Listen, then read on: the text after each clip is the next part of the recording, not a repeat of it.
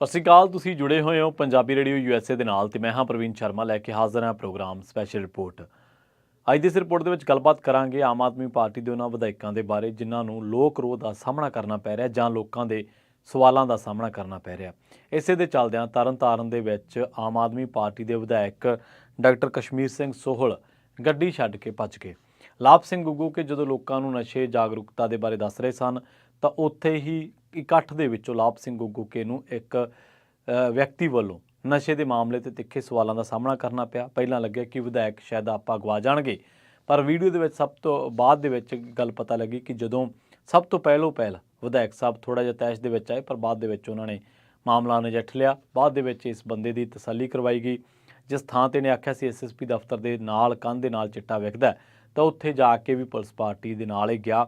ਉਸ ਤੋਂ ਬਾਅਦ ਉੱਥੇ ਕੋਈ ਵੀ ਬੰਦਾ ਨਸ਼ਾ ਵੇਚਣ ਵਾਲਾ ਹੈ ਨਹੀਂ ਸੀ। ਹਾਲਾਂਕਿ ਜ਼ਰੂਰੀ ਨਹੀਂ ਹੈ, ਤੁਹਾਨੂੰ ਪਤਾ ਮੁਖਬਰੀ ਬਹੁਤ ਹੋ ਜਾਂਦੀ ਹੈ, ਪਰ ਫਿਰ ਵੀ ਆਪਾਂ ਇਹਨਾਂ ਦੋਨਾਂ ਮਸਲਿਆਂ ਦੇ ਉੱਤੇ ਤਾਂ ਗੱਲਬਾਤ ਕਰਾਂਗੇ, ਪਰ ਇਹਦੇ ਪਿੱਛੇ ਕਈ ਕਾਰਨ ਹੋਰ ਨੇ ਜਿਨ੍ਹਾਂ ਨੂੰ ਜਾਣਨਾ ਬੇਹੱਦ ਜ਼ਰੂਰੀ ਹੈ। ਪਹਿਲੀ ਗੱਲ ਤਾਂ ਇਹ ਹੈ ਕਿ ਵਿਰੋਧੀ ਧਿਰ ਦੇ ਵਿੱਚ ਹੁੰਦਿਆਂ ਸਵਾਲ ਚੁੱਕਣੇ ਜਿੰਨੇ ਸੌਖੇ ਨੇ, ਜਿੰਨਾ ਸੌਖਾ ਉਹਨਾਂ 'ਤੇ ਬੋਲਣਾ ਉਨਾ ਹੀ ਔਖਾ ਹੈ ਸੱਤਾ ਦੇ ਵਿੱਚ ਹੋ ਕੇ ਉਹਨਾਂ ਨੂੰ ਐਡਰੈਸ ਕਰਨਾ, ਉਹਨਾਂ ਨੂੰ ਸੁਣਨਾ। ਕਿਉਂਕਿ ਜਦੋਂ ਬੰਦਾ ਸੱਤਾ ਦੇ ਵਿੱਚ ਹੁੰਦਾ ਤਾਂ ਉਹਨੂੰ ਲੱਗਦਾ ਹੈ ਕਿ ਉਹ ਜਦੋਂ ਆਲੇ ਦੁਆਲੇ ਇੱਕ ਤੁਹਾਡੇ ਚਾਹੁਣ ਵਾਲਿਆਂ ਦਾ ਝੁਰਮਟ ਹੋਵੇ ਤੇ ਤੁਹਾਡੇ ਨਾਲ ਅਮਲਾ ਫਾਲਾ ਹੋਵੇ, ਤੁਹਾਡੇ ਨਾਲ ਪੁਲਿਸ ਦੀਆਂ ਗੱਡੀਆਂ ਹੋਣ ਤੇ ਮੂਹਰੋਂ ਲੋਕ ਤੁਹਾਨੂੰ ਸਵਾਲ ਕਰ ਲਏ, ਤਾਂ ਤੁਹਾਨੂੰ ਕੋਈ ਲੱਗਦਾ ਕਿ ਇਹ ਕਿੱਧਰੋਂ ਹੋ ਗਿਆ, ਇਹ ਤਾਂ ਮੇਰੀ ਮਰਜ਼ੀ ਦੇ ਉਲਟ ਆਣਾ। ਤੇ ਬੰਦਾ ਕਈ ਵਾਰੀ ਰਾਜਿਆਂ ਵਾਂਗੂ ਫੀਲ ਕਰਨ ਲੱਗ ਪੈਂਦਾ ਕਿ ਮੇਰੀ ਮਰਜ਼ੀ ਦੇ ਉਲਟ ਚੀਜ਼ਾਂ ਹੋ ਨਹੀਂ ਸਕਦੀਆਂ। ਪਰ ਇਹ ਲੋਕਤੰਤਰ ਹੈ। ਤੁਸੀਂ ਖੁਦ ਲੋਕਾਂ ਨੂੰ ਕਹਿੰਦੇ ਰਹੇ ਹੋ ਕਿ ਆਪਣੇ ਲੀਡਰਾਂ ਨੂੰ ਸਵਾਲ ਕਰੋ। ਤੁਹਾਡੇ ਮੁੱਖ ਮੰਤਰੀ ਸਾਹਿਬ ਖੁਦ ਲੋਕਾਂ ਨੂੰ ਕਹਿੰਦੇ ਰਹੇ ਆ ਕਿ ਡਲਾ ਤੋਂ ਡਲਾ ਹੋਤਾ ਹੈ, ਪਤਾ ਨਹੀਂ ਕਿੱਧਰ ਸੇ ਚਲਾ ਹੋਤਾ ਹੈ। ਸੋ ਅੱਜ ਜੇਕਰ ਵਾਰੀ ਆਈ ਹੈ ਸਵਾਲਾਂ ਦੇ ਜਵਾਬ ਦੇਣ ਦੀ ਤਾਂ ਉਹਨਾਂ ਤੋਂ ਭੱਜਿਆ ਨਾ ਜਾਵੇ, ਉਹਨਾਂ ਨੂੰ ਐਡਰੈਸ ਕੀਤਾ ਜਾਵੇ। ਲਾਭ ਸਿੰਘ ਗੁੱਗੂਕੇ ਤੋਂ ਸ਼ੁਰੂਆਤ ਕਰਾਂਗੇ ਆਪਾਂ। ਮੱਜੂਕੇ ਪਿੰਡ ਦੇ ਵਿੱਚ ਉਹ ਨਸ਼ੇ ਦੀ ਜਾਗਰੂਕਤਾ ਬਾਰੇ ਬੋਲ ਰਹੇ ਸਨ ਤਾਂ ਅਚਾਨਕ ਇੱਕ ਬੰਦੇ ਨੇ ਉੱਠ ਕੇ ਕਿਹਾ ਇਕੱਠ ਦੇ ਵਿੱਚੋਂ ਕਿ SSP ਦਫ਼ਤਰ ਦੀ ਕੰਧ ਦੇ ਬਿਲਕੁਲ ਨਾਲ ਨਸ਼ਾ ਵਿਕਦਾ। ਔਰ ਨਸ਼ੇ ਦਾ ਮਾਮਲਾ ਉਹ ਮਾਮਲਾ ਹੈ ਜਿਸ ਮਾਮਲੇ ਦੇ ਵਿੱਚ ਇਹ ਸਰਕਾਰ ਨੂੰ ਮਾਨਸਾ ਤੋਂ ਇੱਕ ਵੱਡੇ ਲੋਕ ਰੋਹ ਦਾ ਸਾਹਮਣਾ ਕਰਨਾ ਪੈ ਰਿਹਾ। ਪਰਵਿੰਦਰ ਝੋਟੇ ਦੀ ਗ੍ਰਿਫਤਾਰੀ ਨੂੰ ਲੈ ਕੇ ਬਹੁਤ ਸਾਰੀ ਪੁਲਿਸ ਪਾਰਟੀ ਪਹਿਲਾਂ ਹੀ ਪੁਲਿਸ ਦੇ ਕੁਝ ਅਹਿਮ ਲੋਕ ਜਿਹੜੇ ਨੇ ਉਹ ਸਵਾਲਾਂ ਦੇ ਘੇਰੇ ਦੇ ਵਿੱਚ ਨੇ। ਰਾਜਜੀਤ ਸਿੰਘ ਹੁੰਦਲ ਵਰਗੇ ਬੰਦੇ ਫੜੇ ਨਹੀਂ ਗਏ। ਸੋ ਬਹੁਤ ਤਰ੍ਹਾਂ ਦੇ ਸਵਾਲ ਪੁਲਿਸ ਪ੍ਰਸ਼ਾਸਨ ਨੂੰ ਲੈ ਕੇ ਉੱਠਦੇ ਨੇ ਅਤੇ ਇਸੇ ਤਰ੍ਹਾਂ ਨਸ਼ੇ ਦਾ ਮਾਮਲਾ ਇੱਕ ਅਜਿਹਾ ਮਾਮਲਾ ਜਿਹਨੂੰ ਐਡਰੈਸ ਕਰਨ ਦੇ ਲਈ ਐਡਰੈਸ ਕਰਕੇ ਹੀ ਆਮ ਆਦਮੀ ਪਾਰਟੀ ਦੀ ਸਰਕਾਰ ਸੱਤਾ ਦੇ ਵਿੱਚ ਆਈ ਸੀ ਅਤੇ ਅੱਜ ਉਹਨਾਂ ਚੀਜ਼ਾਂ ਤੋਂ ਭੱਜਿਆ ਨਹੀਂ ਜਾ ਸਕਦਾ। ਜਦੋਂ ਇਹਨਾਂ ਨੂੰ ਕਿਹਾ ਤਾਂ ਵਿਧਾਇਕ ਸਾਹਿਬ ਕਹਿੰਦੇ ਕਿ ਤੁਸੀਂ ਦੱਸੋ ਮੈਨੂੰ, ਮੈਂ ਬੰਦੇ ਫੜਵਾਊਂਗਾ ਨਸ਼ੇ ਵੇਚਣ ਵਾਲੇ। ਅਸਲ ਦੇ ਵਿੱਚ ਤੁਹਾਨੂੰ ਦੱਸਣਾ ਲੋਕਾਂ ਦਾ ਕੰਮ ਨਹੀਂ ਹੈ। ਇਹ ਬਹੁਤ ਚੰਗੀ ਗੱਲ ਹੈ ਕਿ ਤੁਸੀਂ ਕਿਹਾ ਕਿ ਮੈਂ ਜ਼ਿੰਮੇਵਾਰ ਹਾਂ, ਮੈਨੂੰ ਦੱਸੋ, ਮੈਂ ਆਪੇ ਫੜਵਾਊਂਗਾ। ਨਸ਼ਾ ਤਸਕਰਾਂ ਨੂੰ ਫੜਵਾਉਣਾ ਨਾ ਤਾਂ ਲੋਕਾਂ ਦਾ ਕੰਮ ਹੈ ਅਤੇ ਨਾ ਵਿਧਾਇਕਾਂ ਦਾ ਕੰਮ ਹੈ। ਜੇਕਰ ਲੋਕਾਂ ਨੇ ਤੁਹਾਨੂੰ ਹੀ ਕੰਮ ਦੱਸਣਾ, ਜੇਕਰ ਲੋਕਾਂ ਨੇ ਆ ਕੇ ਤੁਹਾਨੂੰ ਹੀ ਸਾਰਾ ਕੁਝ ਦੱਸਣਾ, ਤਾਂ ਫਿਰ ਤੁਹਾਡੀ ਆਪਣੀ ਜੋ ਇੱਕ ਨੁਮਾਇੰਦਗੀ ਵਾਲੀ ਇੱਕ ਫੀਲਿੰਗ ਕਹਿ ਲਓ ਜਾਂ ਇੱਕ ਡਿਊਟੀ ਕਹਿ ਲਓ, ਉਹ ਕਿੱਥੇ ਆ? ਇਹ ਥੋੜ੍ਹਾ ਕਿ ਤੁਸੀਂ ਵਿਧਾਇਕ ਬਣ ਗਏ, ਤੁਸੀਂ ਲੋਕਾਂ ਨੂੰ ਕਹਿੰਦੇ ਫਿਰੋ ਕਿ ਜੀ ਤੁਸੀਂ ਮੈਨੂੰ ਦੱਸੋ। ਤੁਸੀਂ ਖੁਦ ਵੀ ਕਈ ਚੀਜ਼ਾਂ ਦੇ ਵਿੱਚ ਇਨਵੋਲਵ ਹੋਣਾ ਪੈਂਦਾ ਔਰ ਤੁਹਾਡੀ ਸਰਕਾਰ ਨੂੰ ਇਨਵੋਲਵ ਹੋਣਾ ਪੈਂਦਾ। ਇਹ ਜ਼ਰੂਰੀ ਨਹੀਂ ਹੈ ਕਿ ਲੋਕ ਫਰਿਆਦੀ ਬਣ ਕੇ ਵਿਧਾਇਕ ਕੋਲੇ ਜਾਣ ਅਤੇ ਇਹ ਜਿਹੜਾ ਪੁਰਾਣਾ ਕਲਚਰ ਹੈ ਉਸੇ ਵਾਂਗੂ ਅਸੀਂ ਕੈਰੀ ਕਰਨਾ ਵਾ। ਨਹੀਂ, ਤੁਸੀਂ MLA ਹੋ, ਤੁਹਾਡੀ ਸਰਕਾਰ ਹੈ, ਤੁਸੀਂ ਖੁਦ ਚੀਜ਼ਾਂ ਨੂੰ ਐਡਰੈਸ ਕਰਨਾ ਹੁੰਦਾ। ਤੁਹਾਡੇ 'ਤੇ ਕੁਝ ਚੀਜ਼ਾਂ ਮੋਰਲ ਗਰਾਊਂਡ 'ਤੇ ਹੁੰਦੀਆਂ ਨੇ ਕਿ ਆਹ ਕੰਮ ਤੁਸੀਂ ਕਰਨੇ ਆ। ਸੋ ਇਹ ਥੋੜ੍ਹਾ ਕਿ ਲੋਕ ਆ ਕੇ ਤੁਹਾਡੇ ਕੰਮ ਕਰਨਗੇ। ਜੇਕਰ ਜੇ ਲੋਕਾਂ ਦੀ ਦੱਸਣਾ ਇਹ ਕੰਮ ਹੈ ਕਿ ਜੀ ਰਿਸ਼ਵਤ ਕਿੱਥੇ ਚੱਲ ਰਹੀ ਹੈ, ਨਸ਼ਾ ਕਿੱਥੇ ਵਿਕ ਰਿਹਾ, ਜੇ ਲੋਕਾਂ ਨੇ ਆ ਕੇ ਦੱਸਣਾ ਤਾਂ ਫਿਰ ਤੁਹਾਡਾ ਕੀ ਕੰਮ ਹੈ? ਅਸਲ ਦੇ ਵਿੱਚ ਇਹ ਇਸ਼ੂਜ਼ ਸਰਕਾਰਾਂ ਨੇ ਐਡਰੈਸ ਕਰਨੇ ਹੁੰਦੇ ਆ। ਜੇਕਰ ਲੋਕਾਂ ਤੋਂ ਹੀ ਕੰਮ ਕਰਾਉਣਾ ਤਾਂ ਤੁਹਾਡੀ ਜਵਾਬਦੇਹੀ ਕਿੱਥੇ ਆ? ਸੋ ਬਾਅਦ ਦੇ ਵਿੱਚ ਮਸਲਾ ਇੰਨਾ ਗਰਮ ਨਹੀਂ ਹੋਇਆ, ਨਜਿੱਠ ਲਿਆ ਗਿਆ। ਪਰ ਵਿਧਾਇਕ ਸਾਹਿਬ ਨੂੰ ਚਾਹੀਦਾ ਕਿ ਉਹ ਲੋਕਾਂ ਦੀ ਜ਼ਿੰਮੇਵਾਰੀ ਲਾਉਣ ਦੇ ਨਾਲ ਨਾਲ ਆਪਣੀਆਂ ਜ਼ਿੰਮੇਵਾਰੀਆਂ ਦਾ ਵੀ ਖਿਆਲ ਕਰਨ। ਹੁਣ ਰੁੱਖ ਕਰਦੇ ਹਾਂ ਤਰਨਤਾਰਨ ਦਾ। ਤਰਨਤਾਰਨ ਦੇ ਵਿੱਚ ਡਾਕਟਰ ਕਸ਼ਮੀਰ ਸੋਹਲ ਜਦੋਂ ਪਿੰਡ ਗੋਲਵੜ ਦੇ ਵਿੱਚ ਕਿਸਾਨਾਂ ਦੇ ਕੋਲੇ ਪਹੁੰਚੇ, ਇਹ ਉਹ ਇਲਾਕੇ ਆ ਜਿੱਥੇ ਕਿਸਾਨਾਂ ਦਾ ਬਹੁਤ ਜ਼ਿਆਦਾ ਨੁਕਸਾਨ ਹੋਇਆ ਹੜ੍ਹਾਂ ਦੇ ਕਰਕੇ, ਅਤੇ ਉੱਥੇ ਉਹਨਾਂ ਨੂੰ ਲੋਕਾਂ ਦੇ ਵਿਰੋਧ ਦਾ ਸਾਹਮਣਾ ਕਰਨਾ ਪਿਆ। ਲੋਕਾਂ ਦੇ ਸਵਾਲ ਇੰਨੇ ਤਿੱਖੇ ਸਨ ਕਿ ਵਿਧਾਇਕ ਸਾਹਿਬ ਉੱਥੋਂ ਚਲੇ ਗਏ ਔਰ ਗੱਡੀ ਛੱਡ ਕੇ ਇਹਨਾਂ ਨੂੰ ਉੱਥੋਂ ਭੱਜਣਾ ਪਿਆ। ਔਰ ਬਾਅਦ ਦੇ ਵਿੱਚ ਵਿਧਾਇਕ ਸਾਹਿਬ ਕਹਿ ਰਹੇ ਆ ਕਿ ਜੀ ਇਹ ਜਿਹੜੇ ਬੰਦੇ ਆ ਇਹ ਕਾਂਗਰਸੀ ਸੀਗੇ।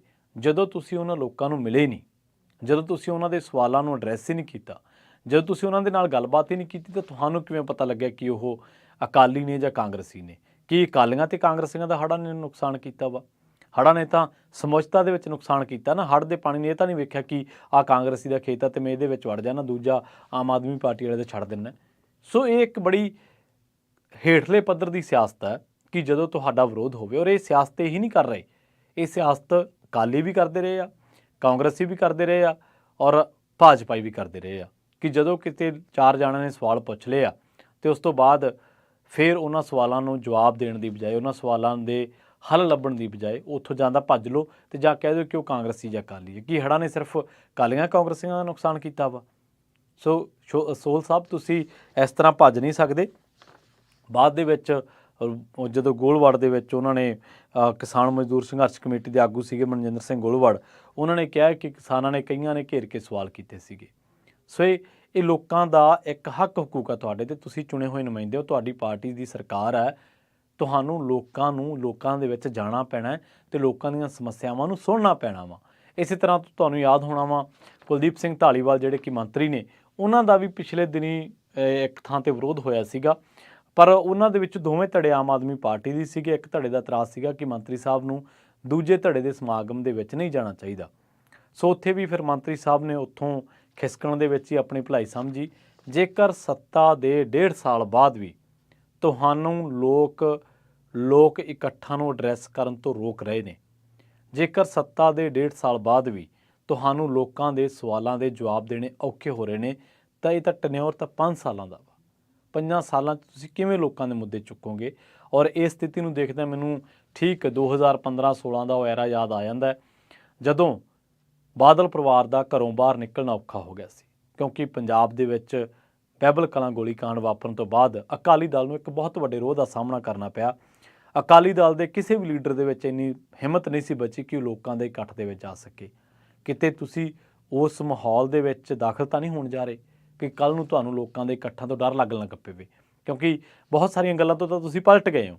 ਤੁਸੀਂ ਸੁਰੱਖਿਆ ਦੇ ਮਾਮਲੇ ਦੇ ਵਿੱਚ ਤੁਸੀਂ ਖੁਦ ਕਹਿੰਦੇ ਰਹੇ ਕਿ ਜੀ ਜੇ ਕੰਮ ਤੁਹਾਨੂੰ ਔਖਾ ਲੱਗਦਾ, ਜੇ ਤੁਹਾਨੂੰ ਕੰਮ ਇੰਨਾ ਹੀ ਖਤਰਾ ਤਾਂ ਤੁਸੀਂ ਕੁਝ ਹੋਰ ਕਾਰੋਬਾਰ ਕਰ ਲਓ, ਜਦ ਕਿ ਅੱਜ ਤੁਹਾਡੇ ਨਾਲ ਖੁਦ ਉਸ ਤੋਂ ਜ਼ਿਆਦਾ ਸੁਰੱਖਿਆ ਮੁਲਾਜ਼ਮ ਚੱਲਦੇ ਨੇ।